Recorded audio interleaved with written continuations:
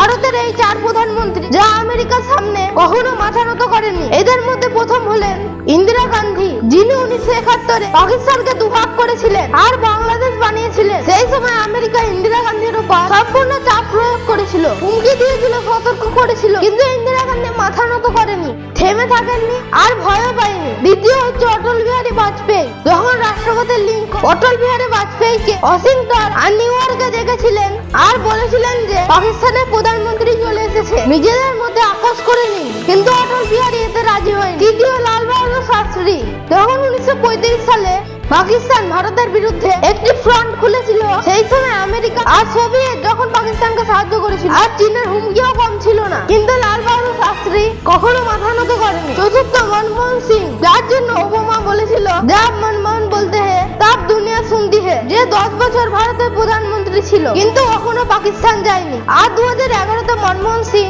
পাকিস্তানের সঙ্গে যুদ্ধ করার জন্য প্রস্তুত হয়েছিল।